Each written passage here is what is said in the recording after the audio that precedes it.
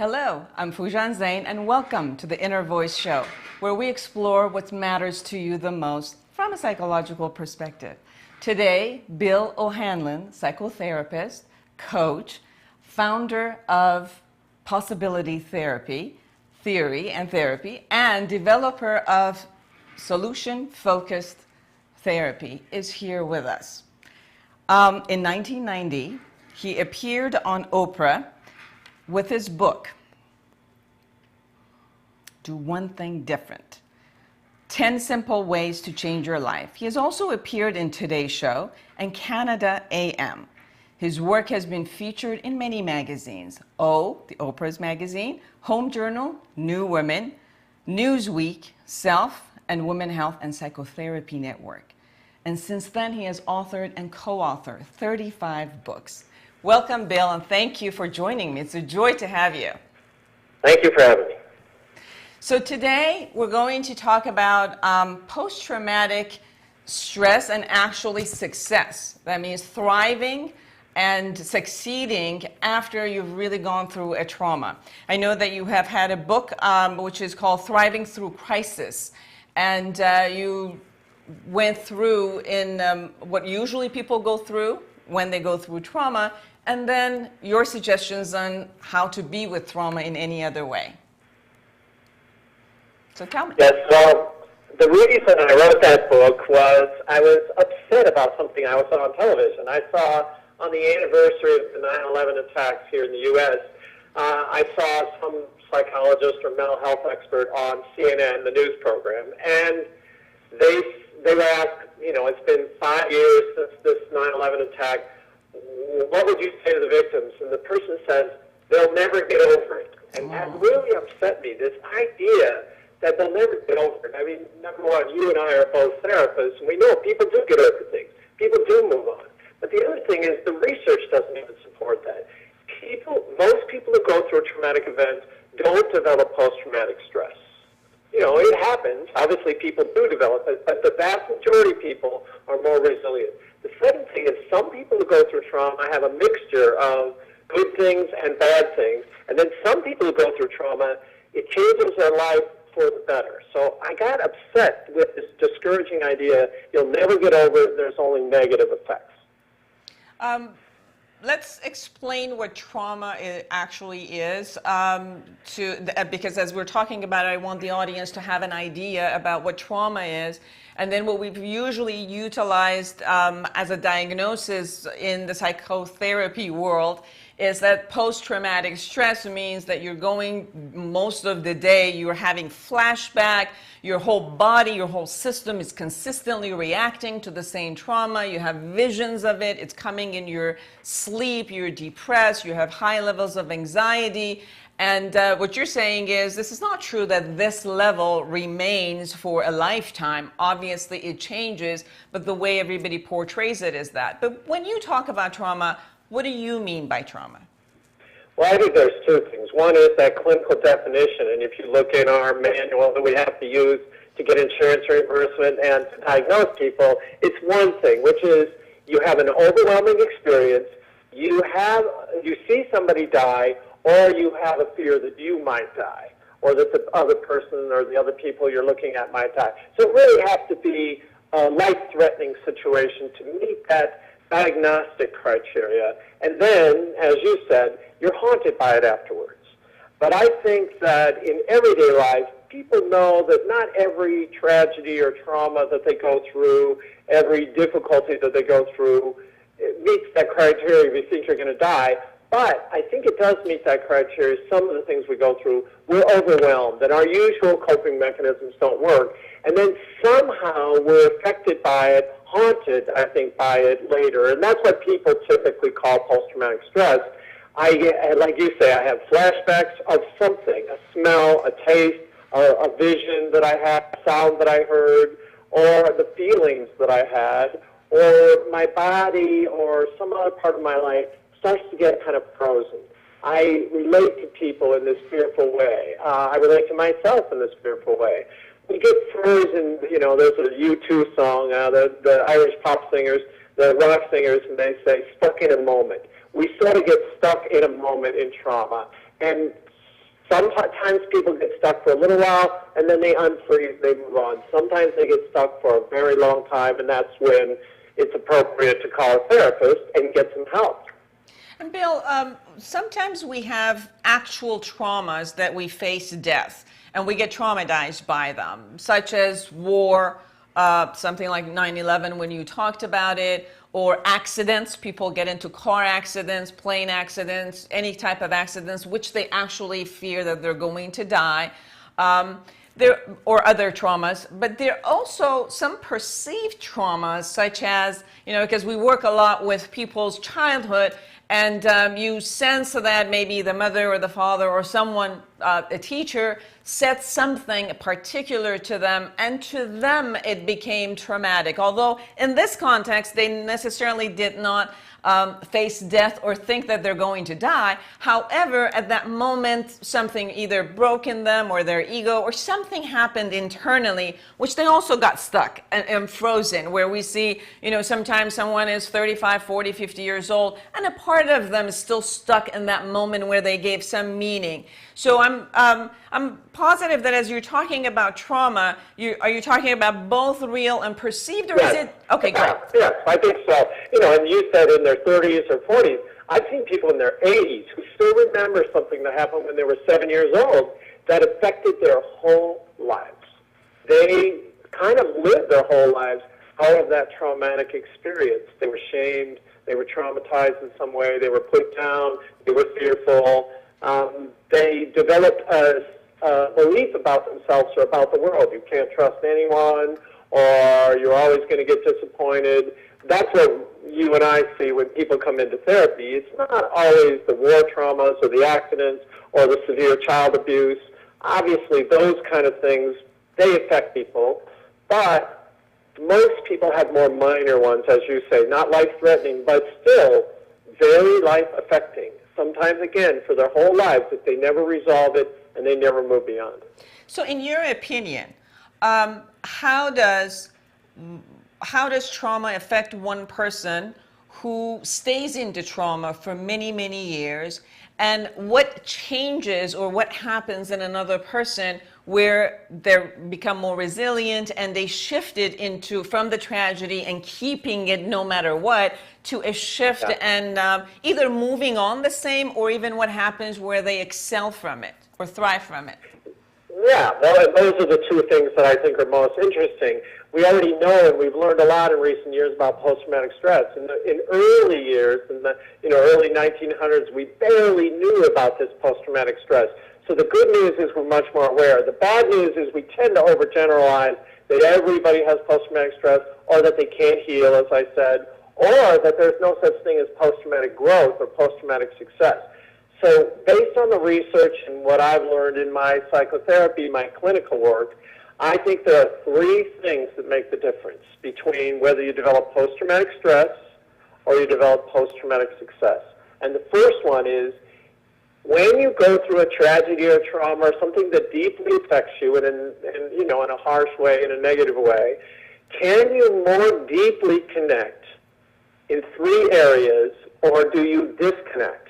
So if you connect in these three areas, you're more likely to move on from the trauma or develop positive things in your life after the trauma or after the tragedy. And three areas of connection. One is you connect more deeply to yourself as a result of this terrible thing. Second thing is you connect more deeply to someone else as a result of this terrible thing. You learn to trust people. You move closer to people. I've talked to people who went through severe heart attacks, and they said, I was kind of, took everybody for granted in my life.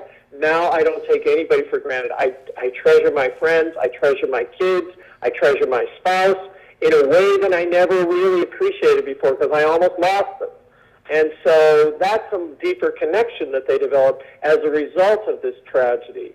And then the third area of connection to something beyond, which most people call spirituality or religion, but it could be just a bigger meaning or purpose. You come out of this terrible experience and you say, gee, I've been messing around in my life so far. I think I have a bigger mission, and I better start working on that. But for most people, it connects them more deeply to God, to spirituality, to a sense of bigger purpose and meaning. And if you can do those three connections post-traumatically, you're much more likely to move on, heal, even develop a better life. If instead you disconnect from yourself, I mean, you as a therapist know this, we call this dissociation.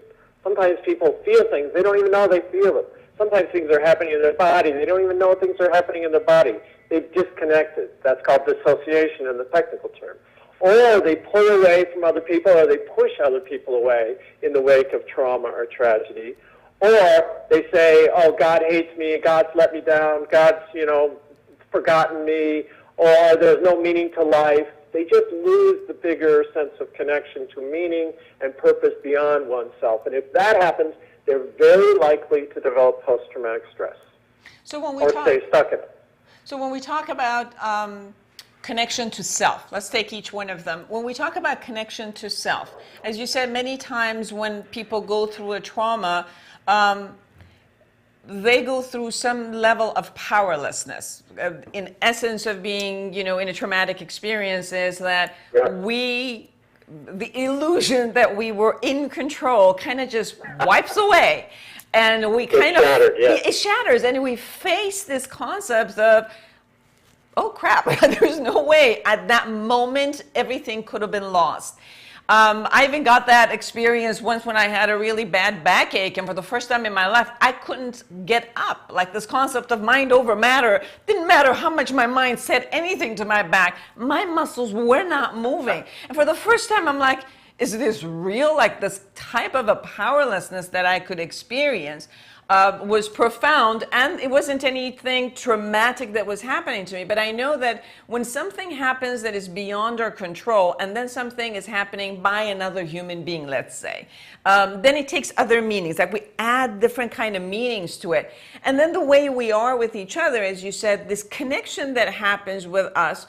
I've seen people who go through the experience of being nicer to themselves and having more compassionate to themselves. And then I've seen on the other side, people who really start beating themselves down and, how bad they were and how clumsy they are or how weak they are. And they go through this whole ordeal of really badgering and battering themselves, or it's a epiphany moment of being nice to themselves. And depending, I guess, on how they were raised or what the kind of the dialogue and the voice was in their head and in their system, you see that piece, functioning in a hyper level. So what would be your suggestion in the area of connecting self that our audience could take that on and utilize it? Well, I think that there are, you mentioned here what I think is the second component of post-traumatic growth and post-traumatic success, and that is compassion. It's softening towards yourself or others, so there's self-compassion, as you were talking about. Instead of being harsh to yourself and unkind and critical, super critical of yourself, judging yourself harshly, you soften and accept yourself and your flaws and imperfections and the fact that sometimes you're not in control, that you can't control everything. So you kind of develop a kindness towards yourself as well as a kindness towards other people. That some people who go through trauma or difficult experiences, they start to develop more empathy for other people instead of, why can't that person get it together? Why is that person doing that? You think, they're probably going through a hard time. You develop a little more compassion. So for me, the first C is the first component of post-traumatic success. The first C, I call it, is connection, and the second one is compassion. But there are other ways to connect to yourself, I think. One is, this has been worked out over century after century. Some people meditate, some people read the Bible, some people read the Quran, some people pray. There are ways to get connected to yourself intuitively, your inner self. Just going for a walk by yourself, going for a walk out in nature by yourself.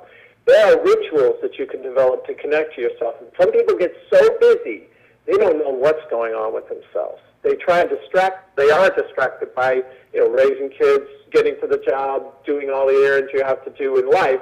And what I'm suggesting is that one way to reconnect to yourself is to develop rituals of connection with yourself. Daily rituals, weekly rituals, monthly rituals, So that's one way to connect. The other way is connect to the body, because often in trauma, people get disconnected. Somehow they get disconnected from their bodies. They learn it's so painful to be there because I was so overwhelmed either with emotions or with the physical sensations. So just connecting back, I think, would be a good thing. Rituals to connect, getting massages, exercising, taking walks again, finding yourself in your body, mindfulness, which is a big thing, meditation, where you just notice what's happening without judging or without trying to change it. All those are good things, I think, to reconnect with yourself. When you experience with your clients, when they reconnect, especially people who've been traumatized, it's almost like I keep hearing the minute they reconnect with their body, what they also experience is heightened level of anxiety, because at one point it's almost, especially if traumas have happened by natural causes or issues and things that have happened from other side of the world, from others. For example, because we're talking to the Persian community, obviously there was a war. There were a lot of ups and downs with the government that people had to go through. They've gone through many, many years of different governments, which they've always been afraid of what's going to happen, if they are not doing what they're supposed to be doing out there. Then it's, the trauma of feeling, kind of upset about others and their neighbors, and if they're going to give them out and talk about them and then be a cause of them getting into trouble. So somehow it just seems like we become scared of the world, and the fear sets in. It's as if we're never safe. It's like the illusion of safety also gets ripped away. So for the people who go through something like that, if they're going to connect to themselves, it seems like anxiety gets heightened. And sometimes that's why they just jump out, because it's easier to focus on other things than yourself and not deal with that anxiety. What would be your suggestions to those people in how to connect themselves and kind of either soothe the anxiety or bypass the anxiety? Right. Well, I think the first thing is just to validate that anxiety is real, and it's based on something real. It's not totally imagined. There are real things out there, so you just validate it, accept yourself for having it, rather than, oh, why am I so afraid, and why am I not more courageous? To accept yourself first. The second thing is, again, I think that, that there are two levels of fear. You become afraid of being afraid. So if you can just sit with yourself with that anxiety without trying to fix it or change it, that's, and again, you and I both do clinical work, so we know that sometimes just sitting with someone when they're upset and not trying to fix it or change it becomes a really powerful healing, because all of a sudden they're not trying to get away from it. We're not judging it and saying it's bad. We're not saying you have to get rid of it. First we sit with it, and then maybe we work on changing it. So I think that's the first thing, is just to sit with it, not trying to fix it and change it. Second thing is not get down on yourself for feeling it. Third thing is to validate it, that there really is some reality to this anxiety. Maybe you've distorted it or exaggerated a little because you become afraid of being afraid.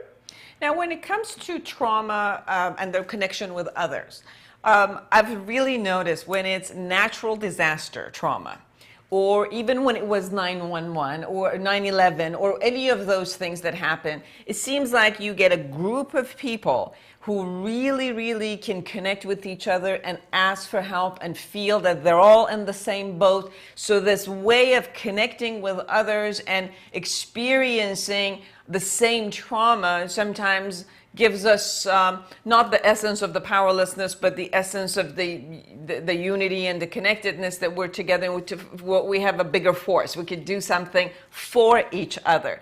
And then there's also the other part, which, for example, a trauma that happens with an accident, and the person is so afraid to go back because others are also on the street and they were the cause of this happened. Or, for example, if something happened to them where they were tortured or beat up or robbed, or abused, sexually abused, raped, right. It appears that there's another level of distrust with others.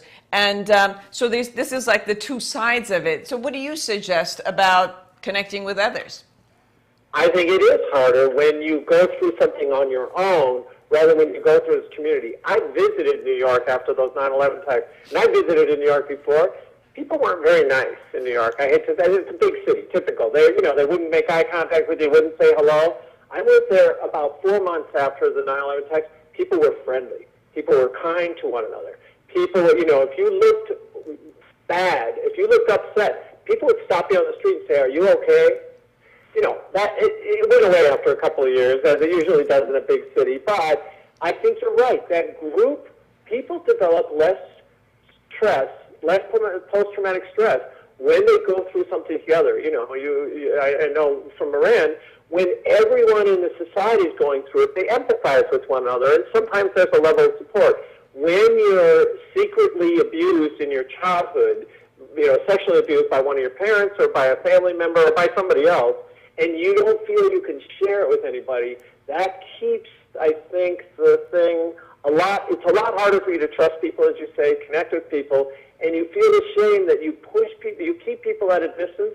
You either push them away or you pull away, and that, according to the research and according to this thing that I'm talking about, if you disconnect, it's a bad idea. So just telling your story sometimes to someone who is sympathetic and won't judge you, that's why we have therapy in part, or maybe that's what you do in your religious context. You can talk to somebody that's safe, sometimes writing your story so you can connect yourself and at least you've said it once. That can be really powerful.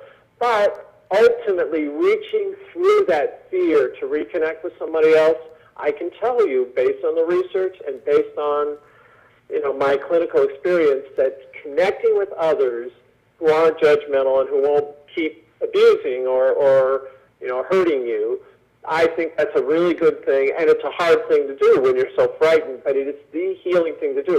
When we evolve in groups, we're not great when we get too isolated and too much on our own. Now, it's nice to have some time on your own, but if you're feeling alienated and isolated from people, it lends itself to post-traumatic stress rather than post-traumatic success.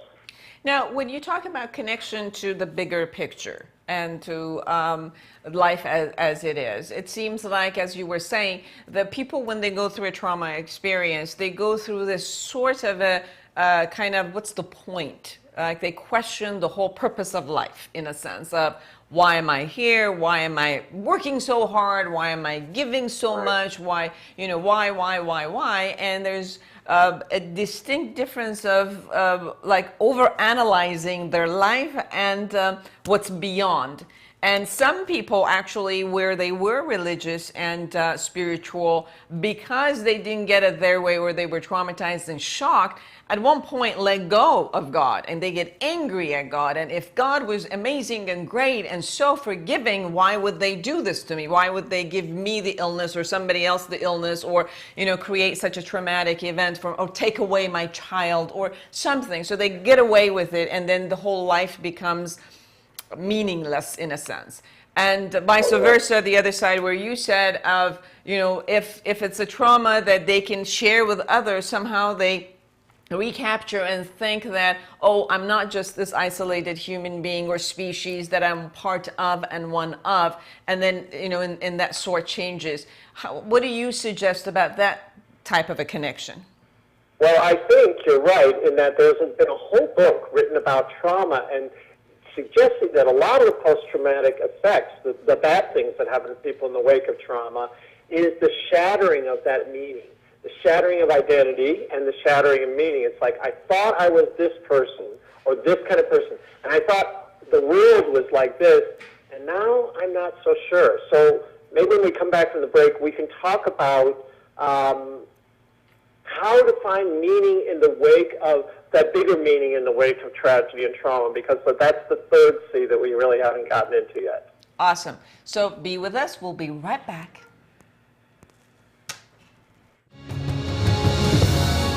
آژانس مسافرتی فراز عرضه کننده بهترین سرویس با ارزانترین قیمت‌ها برای مسافرت به همه نقاط دنیا. فراز ترافل مشاور دلسوز شما در امور مسافرتی. تلفن 818 388 1983 و 951 929 97 50. faraztravel.com. با فراز ترافل با آسایش بر فراز آسمان ها پرواز کنید. کارت تلفنی نیکو. کارت تلفنی نیکو برای کسانی که می‌خواهند با کیفیت عالی با عزیزانشان در هر نقطه از جهان در تماس باشند. همکنون با خرید هر کدام کارت نیکو در هر مبلغی 2 برابر صحبت کنید. اگر شما یک کارت نیکو $10 تهیه کرده اید، با استفاده از پین نامبر اولی شما می توانید تا $10 از آمریکا با ایران صحبت کنید و عزیزان شما در ایران با استفاده از پین نامبر دومی می توانند تا $10 از ایران با شما بیشتر صحبت کنند. کارت نیکو بدون هیچ گونه کانکشن فی و هزینه اضافی برای مدتی محدود به شما هدیه می دهد. با خرید 2 عدد کارت تلفنی نیکو سومی را مجانا دریافت دارید. پس با هر کارت تلفنی نیکو 2 برابر صحبت کنید و با خرید 2 کارت نیکو سومی را مجانا دریافت نمایید. گفتار نیک با کارت نیکو. کارت نیکو در مراکز ایرانی. تلفن هر گونه اطلاعات 1-800-677-1779. نیکو.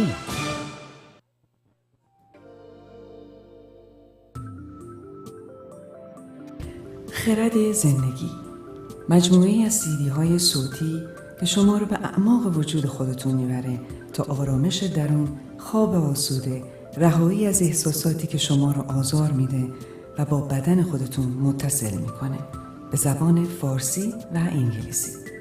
این مجموعه با صدای دکتر فوژان زینی شما رو هیپنوتیزم میکنه و کلمات تلقینی به کار رفته میشه تا شما رو سریعتر به اهداف خودتون برسونه، با موسیقی که به شما آرامش میده و با تکنیک مانورو بیت. برای سفارش این سیدی های صوتی با دکتر فوژان زینی در تارنمای fujan.com تماس بگیرید و یا با شماره تلفن 818 648 2140 818 648 2140. Welcome back to the second part of Inner Voice Show. I'm Foojan Zeine, and here today I'm with Bill O'Hanlon. He's an author and a psychotherapist, and we're talking about how to actually thrive after a trauma and a traumatic event rather than carry the trauma throughout your whole life. So Bill, you were talking about, first we were talking about connection, the connection to self and to others, and to kind of like the whole picture, the universe at large. So please continue. Well, you know, we were talking right before the break about people sometimes lose their sense of meaning and their trust in their identities and in the universe, in God and the spirituality, meaning of the universe. And so how do you recover that? So in the studies that they've done on post-traumatic, this literature is called post-traumatic growth, but I've just called it post-traumatic success, since I think it's not always growth, but it's thriving and recovering from trauma. So the third C that we haven't talked about too much is contribution. So it's spinning pain into purpose, I call this. And there's a couple of variations on it, but one, let me just tell you a story. I heard this story on American television. They had an American family had been in Italy on a vacation, on a holiday. They'd taken their 2 kids, I think, who were 10 and 8 years old. And they were driving down a highway, and they didn't realize that in Italy, this highway was famous for having bandits that would pull your car over, force you off the road, and rob you. And so when a car started to try and push them off the road, they became frightened for their children. They told their children to lay down in the back seat, so they couldn't be seen, and they tried to drive away from these people. Well, the bandits, knowing, everyone was used to just pull over because they'll just rob you and then let you go on your way. The bandits pulled out a gun and shot it into the back seat to frighten the driver.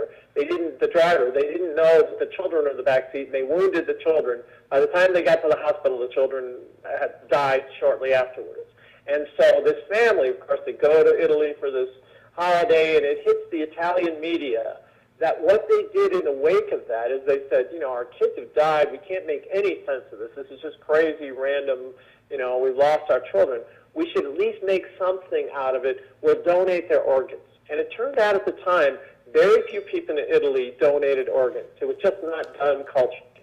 And then this story hits the Italian news media and all the tabloids, and it's this American family, look what we do to them, and look how they respond. They do this kindness, and they save 5 children's lives because they donated their children's eyes and organs and, other organs in some way. And it became a big movement in Italy to donate your organs in honor of these children. And they have them back there some years later, the parents, and they give them the Italian Medal of Honor or whatever, some great honor for all the people that they saved their lives indirectly because they started this movement. Maybe it was 100,000 people that they saved their lives with kidney transplants or heart transplants or eye transplants or whatever. They really improved the quality of Italian people's lives. And the parents said, look, nothing can bring our kids back. But now we know why they were here. They were angels who were sent here to try and help other people. And their lives had meaning and purpose. So in the wake of trauma, can you find a way to turn this pain into a contribution? So that's the third C, this contribution. Can you find a purpose beyond yourself or beyond the tragedy? Maybe, those of us who are therapists, often we went through difficult things when we were younger, and we turned that pain into a desire to help other people so that we could reduce suffering. So we could be treated maybe better than we were treated because people either ignored it, they weren't aware of it, or they responded to us poorly. So our lives became purposeful because we turned our tragedy or our pain into a profession where we can contribute to other people. So you don't always have to do it through your profession. You can do it through praying for people or contributing in other ways, volunteering or, making a donation or helping someone through random acts of kindness, as they say, the term.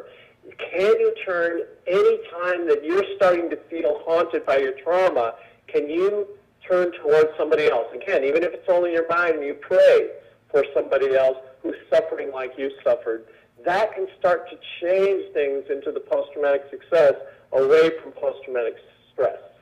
And as I was hearing you, it seems like we go then from an isolation place to the connectedness, to the oneness, and automatically with what you said, we go from the fear of others rather than being fearful of others, we choose a group of people where we can be one with them and no longer be afraid of them, or shift the sense of safety as if in one way the concept of safety was taken away. We're going to be proactive rather than staying a victim, being proactive and giving it back, or creating a structure or becoming part of the structure that gives back so that it creates the safety again within the world that we live in. Because it's really harsh when we isolate ourselves thinking that the world is a dangerous place. And within that, it just seems like we go in, not from a very positive place, but we kind of get destructive within ourselves. And that's why a lot of people also after trauma, they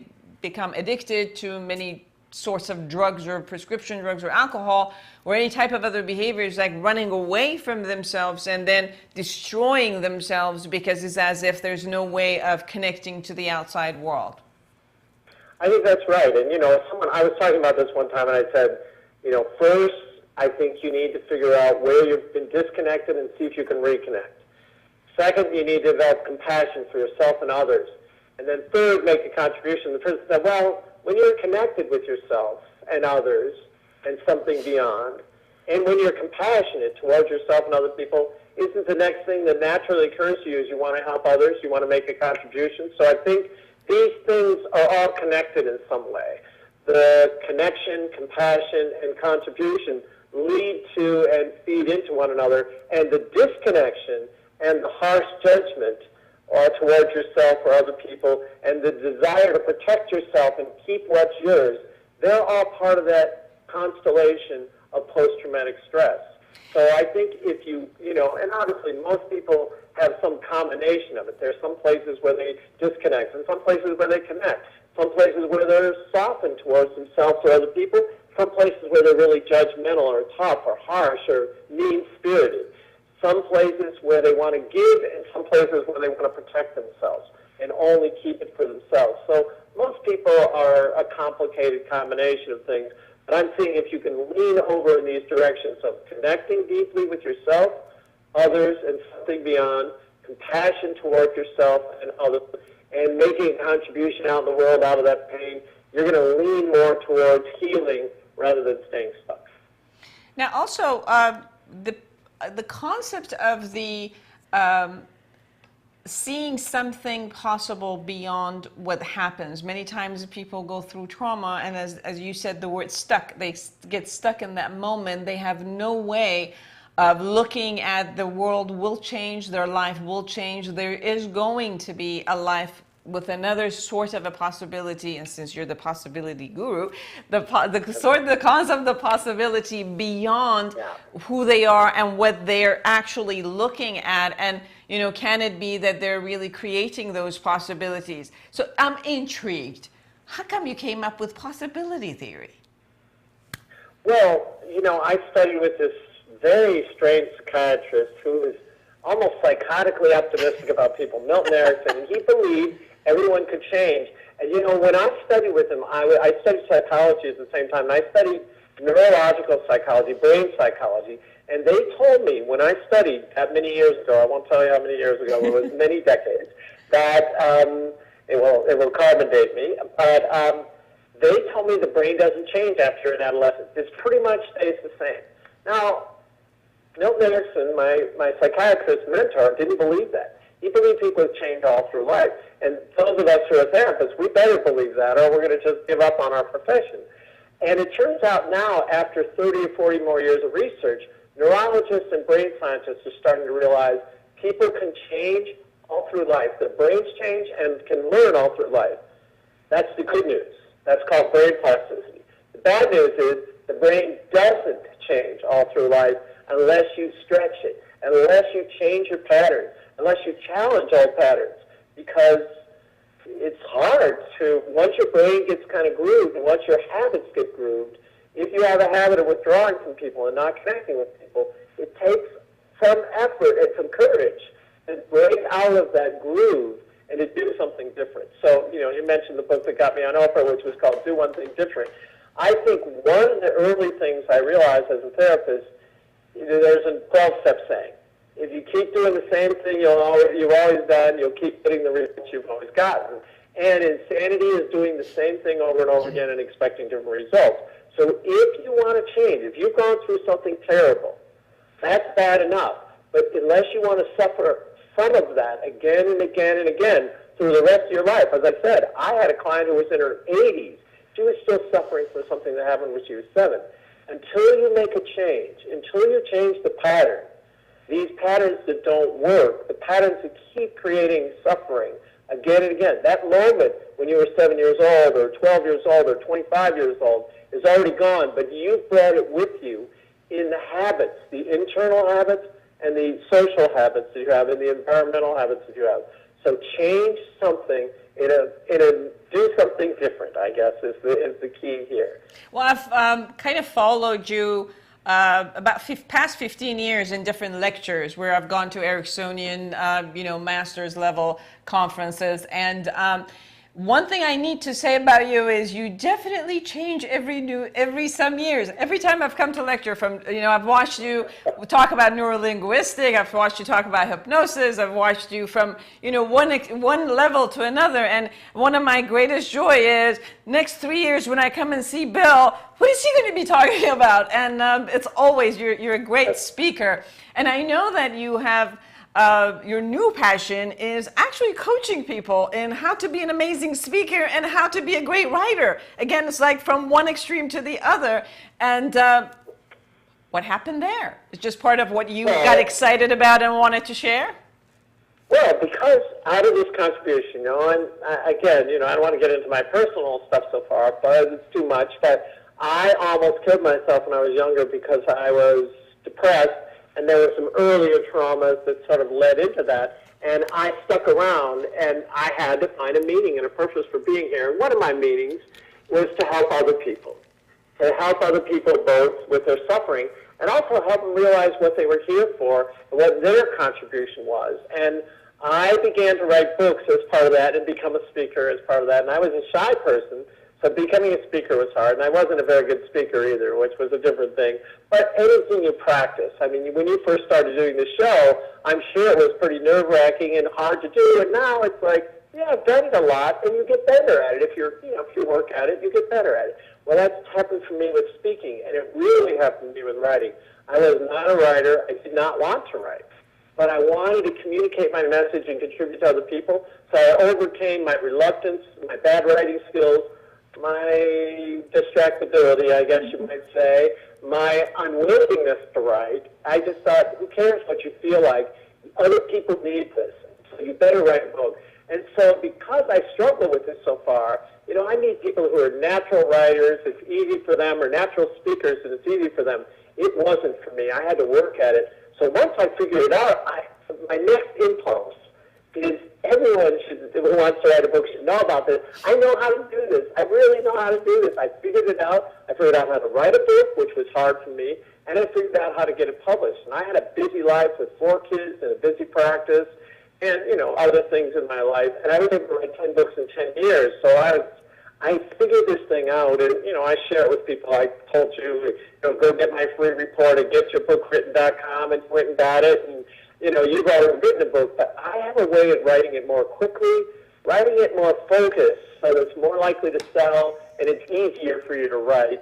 And then also how to get published, which is a different strategy or a different set of skills than writing. So I got really excited about coaching people to make whatever their contribution with writing or speaking or doing internet-based things or television or media-based things. I think we should get our message out to a wider group, because self-help gurus are doing much better than psychotherapists in reaching people.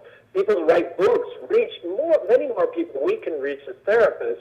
And so I just wanted to reach everybody who was suffering or frustrated and needed to move on or make a contribution in their life. So I got excited about coaching beyond what I did as a therapist or even writing about psychotherapy. I wanted to write about other things to help people. So thank you for asking. You have written 35 books, and the latest ones one is the Change Your Life book, which came out 2012, and then Becoming a Published Therapist, and then you also wrote a book about actually writing is a verb, so go ahead and do it. And then your new book that you're working on right now, which will be coming out in April 2014, is Out of the Blue.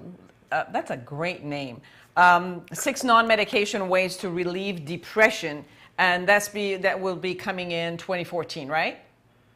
Well, the reason I wrote that, I'm not a medication basher, but medication doesn't do everything, and it doesn't work for some people. And I wanted to come up with what I found over the years really helped me, because I was depressed when I was younger and I came out of it, and helped other people, either the people that I worked with or the people that I taught that worked with other people, really come out of that terrible, terrible depressive place.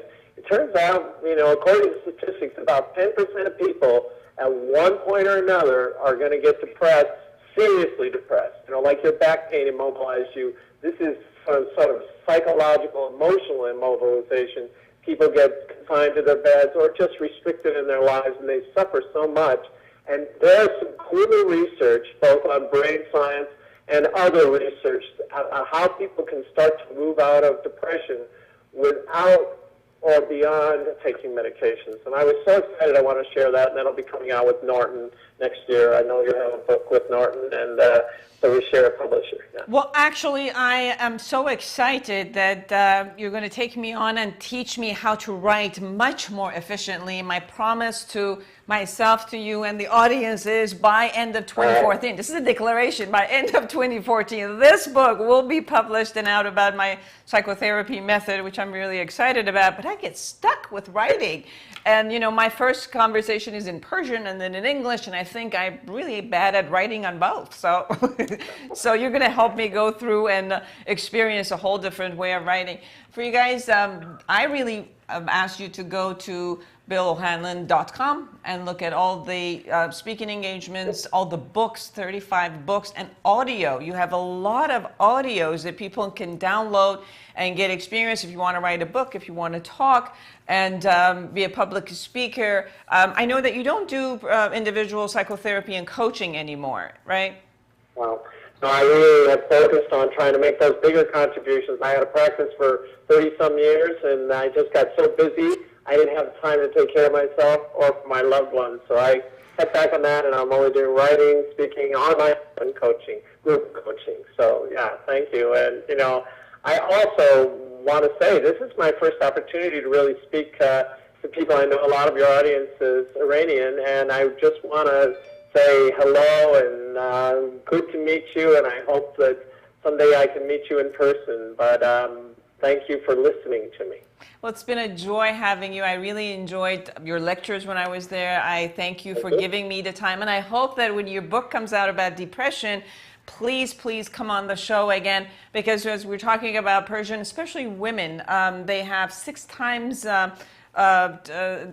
statistic of having depression than men, especially in the Persian population. Wow. So I would love to be able to speak with you when your book comes out. Sure. Thank you. I also, for our Armenian audience, I want to say Merry Christmas, because yes, Armenian Armenian Armenian hello to all the Armenians. Yes, our Armenian, Persian, and all the Armenian in the world, they actually don't celebrate on the 25th of December. They celebrate on January 6th, which is today. Right. And I want to say Happy New Year to everyone, and look at the possibilities of all that can happen this year, and may you have everything you ever wished for and can put into action and create this year. Thank you, Bill, so much for being with us today. Thank you, and happy possibilities to all. Thank you. Take good care of everyone, and I'll be with you next week right here. Goodbye.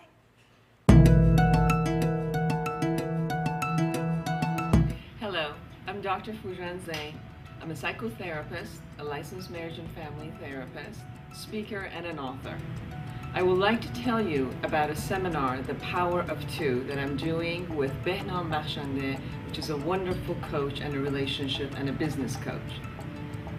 This seminar is about you in your relationship, the most important aspect of your life, your intimate relationship.